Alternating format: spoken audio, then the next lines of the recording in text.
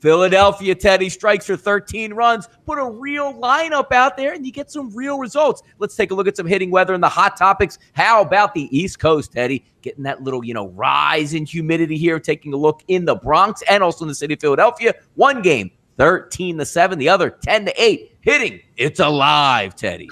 Yeah. When it's hot, hazy, and humid on the East Coast, the ball tends to carry. That was certainly the case last night. But we have 34 hits and 21 runs in the Phillies and the Mets. And the Yankees have been hitting all the way. All of a sudden, the Blue Jays, the last 5 games, have finally, and I mean finally, broken out with the bats. 5 straight games where they have 10 or more hits. And Toronto, even after getting slapped around early, came back with 8 runs of their own, combined 18 in that game, in a game that was lined at 10.5. Obviously, over bettors very happy, regardless of which game in New York they were betting, or New York, the Northeast, I should say. They were betting last night because obviously Mets-Phillies was played in Philly, not New York. A couple home runs again in that Yankees game, Teddy, tying the record for most home runs in a row, 27 games in a row, tying, I believe it was the 2002 Texas Rangers. We'll see if they can extend that tonight. And taking a look right now with Richard on the mound, the lefty for Toronto, one would assume that another home run is going to leave the yard for this evening. And how about this, Ted? Let's take a look at some interesting type of environments here out on the West Coast, down in your neck of the woods. Hot times in the desert with the roof open. In the past, Teddy, watching, where they used to be called the Bank One Ballpark or Chase Field, they're now opening the actual roof of the stadium at night, even though the conditions, 97, 98, 99, 100 at first pitch. During the day, they're keeping it closed, but at night, we're seeing some hitting conditions because you had 2 aces on the mound with Greinke and Kershaw. They both get roughed up, and I'm seeing it a lot. That hot weather allowed in there. That ball's jumping in the dome, Teddy. Sure, and Chase Field plays very, very differently when the roof is closed versus when it's open.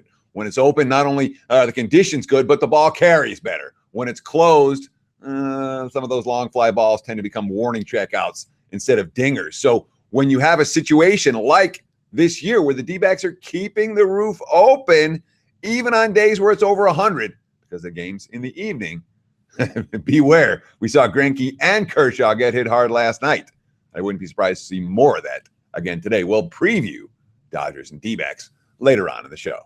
Next one, Teddy, transitioning over to Wrigley Field. The Cubs quiet the bats. Cubs jump out to a 7-0 lead after 5 innings. Lester was perfect on the mound, not giving up an earned run over 6 innings in the 8-3 win. Finally, somebody was able to stop those Braves bats, and the wind was even blowing out. Total opened up. Here's the key conditions at 10.5, rose to 12.5. How about this game, Teddy? Lands right on 11.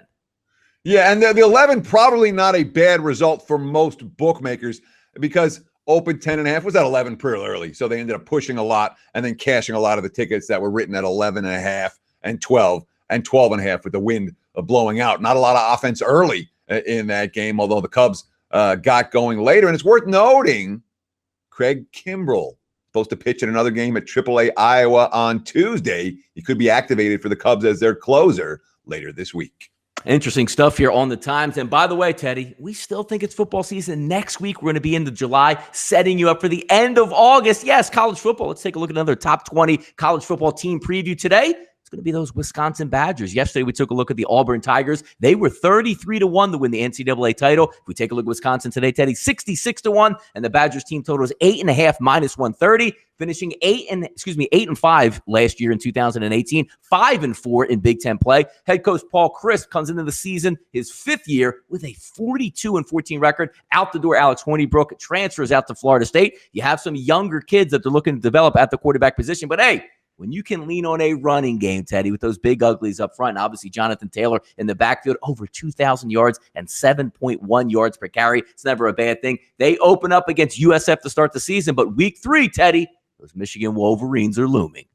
They sure are. And really, when you look at their schedule, there's 4 games that stand out. Michigan State at home, Ohio State and Nebraska on the road. The opener at USF, certainly not easy, especially because it's not a home game for the Badgers, but it is not a particularly brutal schedule. But make no mistake about it. This is Paul Crisp's 5th year. He won 10, 11, and 13 games his first 3 seasons. Last year was a disappointment at 8-5 straight up, 4-9 against the spread. They were 3-9 before they destroyed Miami in the Pinstripe Bowl. A lot of injuries last year for Wisconsin. The quarterback play from Hornibrook, wasn't top notch, but a lot of self-inflicted wounds, turnovers, penalties. Chris, quote, there were games I thought we didn't play good football. Another way of saying it, did you give yourself a chance to win? There were times we made it harder on ourselves, and they did last year. Obviously, everyone loves the running back Taylor, who's a preseason Heisman candidate.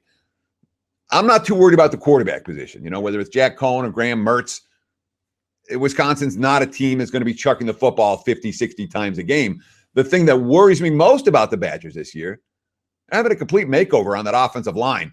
2 4-year starters graduated and 2 early departures, one to the NFL, one due to injury. So basically, you have your left tackle, Cole Van Lanen, and you have your center, Tyler Biazdes, however you pronounce it, his name. My apologies, I butchered it. But the rest of that offensive line is really dicey. And on the defensive line, and look, the Badgers recruit well, but it's not a proven veteran offensive front. And when you're breaking in a new quarterback and you're supposed to rely on your running game, that can be an issue. Defensively, plenty of talent, but significant graduation losses. I'm not convinced the Badgers are going to turn around and go back to being a 10, 11, 13 win team like they were prior to last year. I think Wisconsin, they look about an 8 or 9 win squad to me.